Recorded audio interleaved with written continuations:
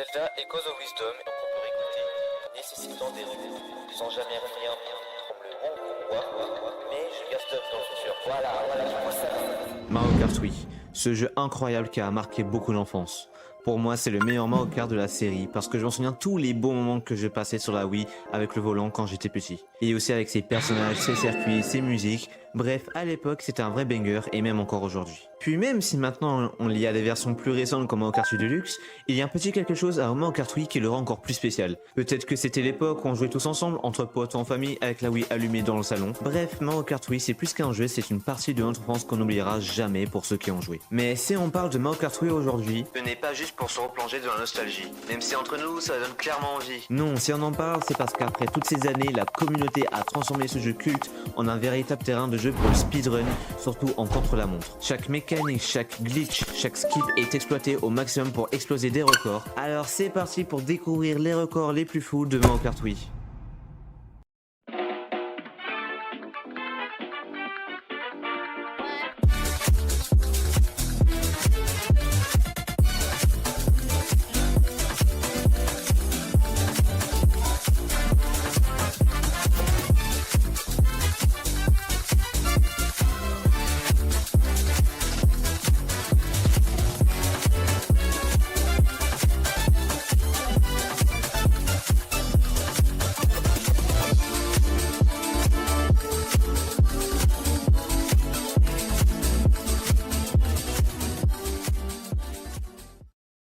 Bon, pour commencer cette vidéo, je vais vous raconter un peu le speedrun de Mario Kart Wii. Parce que oui, dès sa sortie en avril 2008, le jeu s'impose rapidement une place dans le monde du speedrun. Notamment grâce à la catégorie la plus classique, le 32 tracks. Cette catégorie consiste à terminer les 32 circuits du jeu le plus rapidement possible. Les premières runs duraient généralement entre 1h15 et 1h30 avec des performances qui sont en dessous d'1h10. À ses débuts, le speedrunning de Mario Kart Wii reposait principalement sur la technique et mécanique du jeu. Les ultra shortcuts qui allaient révolutionner les runs quelques mois après n'étaient pas encore découverts ou exploités. Donc cela rendait les premières runs plus accessibles et rapides à battre. Cependant, quelques mois après, le premier Ultra Shortcut fait son apparition sur le circuit Volcan Grandant le 1er mai 2008.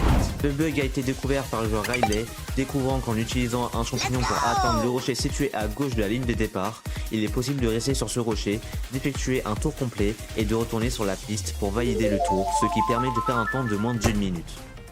Ce glitch permet littéralement de skip l'intégralité du circuit, offrant des records incroyables et puis plus on avançait d'année en année, plus les joueurs optimisent ce bug pour faire des temps records toujours plus impressionnants et ça c'est ce que j'aime dans le monde du speedrun, le dépassement de soi, la détermination et la persévérance.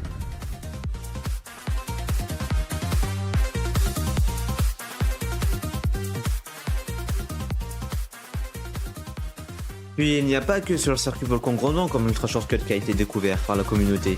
On a Gorge Champignon,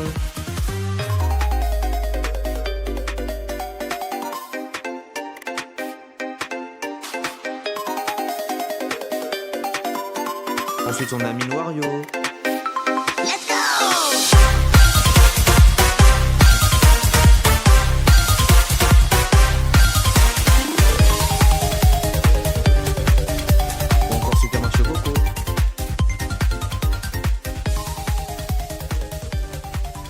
Ces découvertes marquent le début d'une nouvelle ère pour le speedrun de Mario Kart Wii, où les ultra shortcuts deviennent des outils incontournables pour les speedrunners.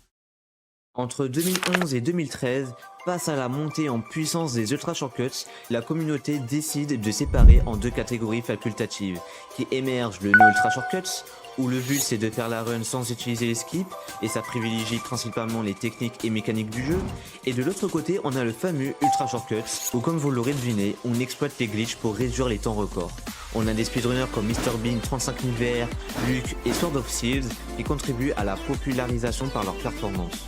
Ensuite, entre 2014 et 2016, la communauté diversifie les catégories et en crée des nouvelles comme le Nitro Tracks, qui est une catégorie populaire pour se concentrer sur les circuits modernes. Les temps records descendent rapidement à 30 minutes. Par exemple, on a la run de Charlo Charlie qui a réalisé une run de 35 minutes et 52 secondes en 2016. Et maintenant, aujourd'hui, on peut voir le record a bien été battu par Luke GB, qui lui a mis 30 minutes et 29 secondes en 2021. Ouais, il a éclaté le record de 5 minutes. Puis on a le Retro Tracks qui laisse une approche nostalgique vu qu'on est sur les anciens circuits de Mario Kart. Les deux catégories se popularisent grâce à leur format plus court, offrant un accès simplifié au speedrun. À partir de 2017 et 2019, la communauté est toujours active. Des catégories plus complexes font leur apparition, principalement le 100%, on doit terminer toutes les coupes, un serveur tous les personnages, cartes, motos, bref, tous les collectibles. On a par exemple le speedrunner Hypnosha qui a réalisé un temps de 7 heures, 22 minutes et 3 secondes le 25 août 2018. Alors certes, cette catégorie est extrêmement longue, mais ça pousse les joueurs à jouer de manière optimisée sur plusieurs heures, avec des temps records autour de 7 heures, en utilisant des glitches et ultra shortcuts. Puis on a des extensions qui font leur apparition, où c'est des runs beaucoup plus fun avec des challenges appelant des run types. Ça met comme un sort de bonus à la catégorie qu'on veut faire. Tiens, par exemple, on a le Carson Lee. Le but de ce challenge, c'est de terminer toutes les coupes comprenant des cartes le plus rapidement possible. L'item Rain, grâce à un hack, on peut faire pleuvoir plein d'items, ce qui rend la run encore plus intense et plus aléatoire. On a même une catégorie en 200cc, ce qui rend les runs encore plus techniques en utilisant beaucoup de glitch pour skip des parties du circuit à des moments. Ça rend les runs plus beaux et plus incroyables à regarder. Ces catégories mettent en avant la créativité de la communauté tout en attirant de nouveaux speedrunners. Et ça, c'est ce que j'aime dans le speedrun.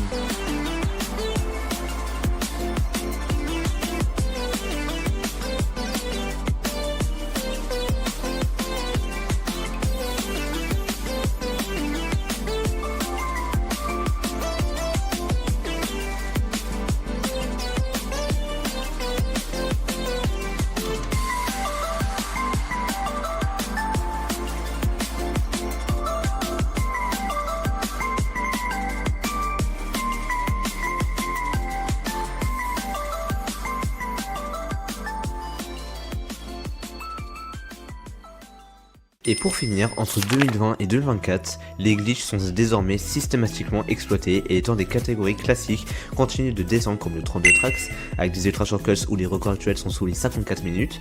La catégorie Nitro et Retro Tracks a des temps records égales ou un peu moins de 30 minutes et le 100% qui est toujours compétitive avec des temps toujours plus rapides. Et puis même encore aujourd'hui, les ultra shortcuts évoluent toujours plus grâce à des TAS, Tool Assisted Speedrun, utilisé par la communauté de Mario Kart Wii pour voir jusqu'à où on peut exploiter toutes les techniques et glitches du jeu. Et ça, je trouve vraiment beau qu'un jeu qui date de 2008 soit toujours actif après 16 ans que le jeu soit sorti, que ça soit sur le jeu original ou par CTGP Revolution. Parce que oui, pour ceux qui ne le savent pas, notre très cher MrBean 35000 VR a créé un mode de Mario Kart Wii appelé CTGP Revolution. Il a rajouté plus de 250 circuits dans le mode où ces circuits personnalisés sont créés par des fans et offrent une grande variété de thèmes, de difficultés et de styles, allant des recréations de circuits d'autres jeux Mario Kart aux créations complètement originales. Il inclut des fonctionnalités supplémentaires comme un système de classement en ligne, des modes de jeu modifiés et des améliorations de la stabilité du jeu. Ah, j'espère que la petite histoire du speedrun de Mario Kart Wii avec ces variantes vous a plu. C'est quand même ouf que Mario Kart Wii est littéralement un jeu qui est très skill pour le speedrun et qui demande quand même beaucoup de chance pour faire une bonne run en grand prix sur les différentes catégories qu'il y a sur le jeu. Bon, maintenant qu'on sait un peu plus sur l'histoire du speedrun de Mario Kart Wii, on va parler des différentes techniques et glitches les plus célèbres et qui sont beaucoup utilisées dans les records du monde en contre-la-montre et en speedrun. Mais avant de parler de ça, on va parler dans un premier temps des différentes méta qu'il y a sur le jeu. Donc tout d'abord, dans un premier temps, on a Funky Kong plus le Bowser Mode, ou pour la faire courte, la Flame Runner. Il faut savoir que cette méta là c'est la principale du jeu, car elle a une vitesse de ouf et elle gère facilement les drifts, elle est quasiment utilisée dans tous les speedruns compétitifs et dans les records du monde. Ensuite on a Daisy plus le Standard Bike, appelé aussi le Match Bike, qui est quand même populaire dans les runs compétitives et dans certaines catégories.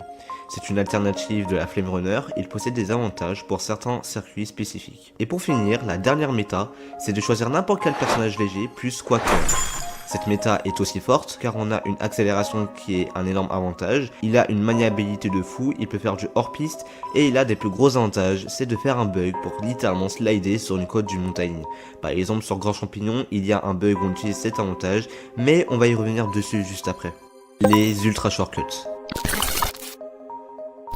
Les USC, aka les Ultra Shortcuts, sont des raccourcis permettant de cut de grandes parties du circuit en exploitant des bugs de collision ou des erreurs dans le placement des checkpoints sur plusieurs circuits. Par exemple, sur Grand Champignon, le joueur peut grimper une paroi à l'aide du champignon et avec l'aide du Quacker pour couper presque tout le circuit en inclinant le joystick vers la gauche pour que le véhicule puisse être incliné à la droite.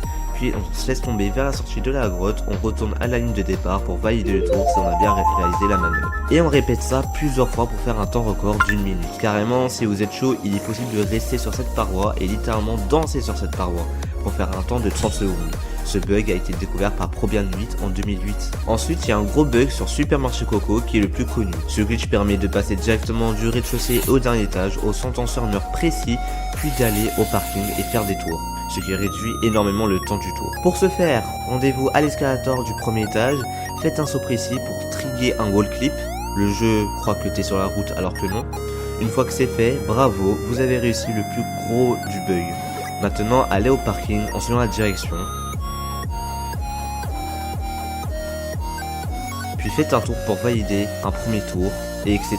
Ce glitch permet de réduire énormément le temps au tour et ça a complètement changé les records du circuit.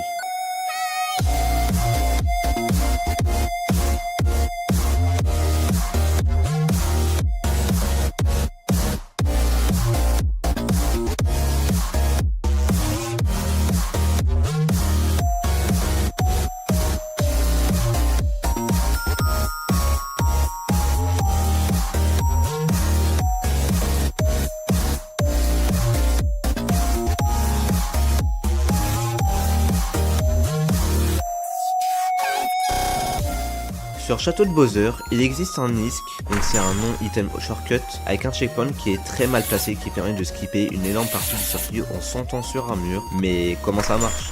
Eh bien, après la première section avec la lave, il y a une sorte de barrière sur le côté droit. En sautant dessus avec une bonne vitesse, on peut littéralement clip le plafond pour ensuite atterrir sur la piste d'au-dessus. Dans ce cas, le jeu valide le checkpoint et ça permet de faire un tour en cutant une partie du circuit. Bon, on ne va pas dire tous les ultra shortcuts du jeu parce qu'on doit passer au prochain sujet qui est beaucoup plus intéressant. Je mettrai des vidéos en description si vous voulez savoir plus des ultra shortcuts qui existent sur différents circuits que je n'ai pas cité dans cette vidéo. Bon, allez, c'est parti pour passer au bug le plus intéressant de la vidéo, le wall clip. Vous vous souvenez quand j'ai parlé du wall clip sur Super Marché Coco? Eh bien, ce n'est pas juste un simple glitch, c'est une mécanique qui est très technique qui a changé le speedrun de Mario Kart Wii. Vous allez me dire, mais j'ajoute qu'est-ce qu'un wall clip sur Mario Kart Wii? Eh bien, je vais vous expliquer qu'est-ce que c'est. Le wall clip est un glitch qui consiste à heurter un mur sous un angle très précis afin d'être propulsé en dehors du circuit. Ce qui est intéressant, c'est que le jeu ne sait pas exactement comment gérer ça. Il va alors réinitialiser la position du joueur et parfois, au lieu de le remettre au bon endroit, il le place beaucoup plus loin sur le circuit. C'est comme une téléportation qui fait gagner des secondes voire des minutes dans certaines courses. Mais pourquoi le wall clip est si important en speedrun? Alors, dans un premier temps, certains wall clips peuvent économiser plusieurs secondes voire des minutes entières. Il faut beaucoup de skill et une exécution parfaite pour le réussir en run. Même après 16 ans, les joueurs continuent de trouver de nouvelles manières d'exploiter ce bug. En conclusion, le wall clip ce n'est pas juste un bug, c'est une technique qui a changé la façon de jouer à Mario Kart Wii et qui continue encore aujourd'hui à être perfectionnée et utilisée dans les records du monde. Si vous voulez en voir plus, je vous mets des vidéos en description qui expliquent ce bug en détail.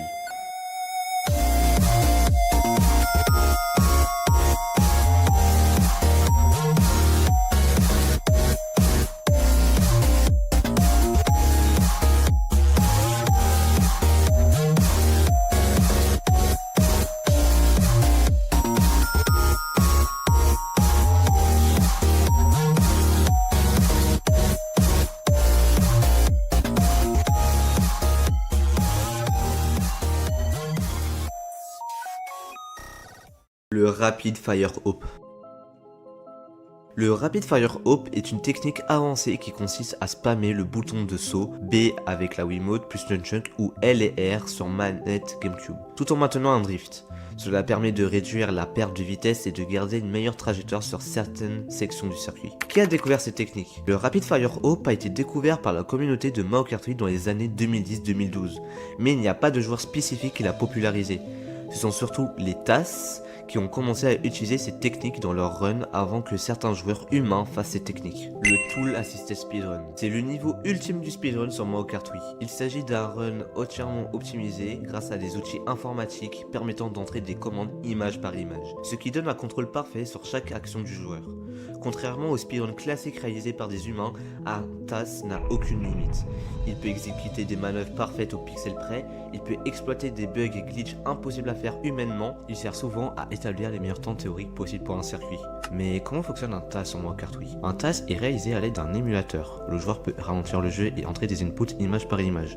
Chaque course est optimisée pour prendre les meilleures trajectoires possibles avec un drift parfait, exploiter tous les glitches ultra shortcuts du jeu avec une précision impossible à atteindre pour un joueur normal, et éviter toute perte de vitesse en utilisant des techniques avancées comme le Rapid Fire Hope, le wall clip. Les tasks ont énormément influencé le speedrun de Mario Kart Wii. En servant de modèles pour optimiser les runs humains, ils montrent les meilleurs trajets possibles et comment optimiser les drifts, ils révèlent des glitches et des techniques qui sont ensuite adaptées par les meilleurs speedrunners, et ils établissent des records du monde théorique, poussant la communauté à se rapprocher de ses performances. Certains joueurs essayent de reproduire les stratégies des tasks, et parfois un glitch découvert grâce à un task finit par devenir réalisable en run humain après des années de pratique. J'espère que la vidéo vous a plu, si c'est le cas n'oubliez pas de liker et de vous abonner, ça me soutient énormément, surtout que cette vidéo là est la plus dure de ma chaîne car j'étais malade, j'avais une grippe, j'avais des pertes de motivation, etc. Donc merci à tous ceux qui me soutiendront. Cette vidéo est aussi un peu la suite de la vidéo sur les 5 gros bugs sur Zelda Echoes of Wisdom. D'ailleurs n'oubliez pas de rejoindre mon serveur Discord, on est peu mais on est actif. C'est le serveur de ma communauté alors n'hésitez surtout pas à le rejoindre. Sur ce, c'était Jajou, je vous dis à très bientôt pour une nouvelle vidéo. Allez, ciao tout le monde.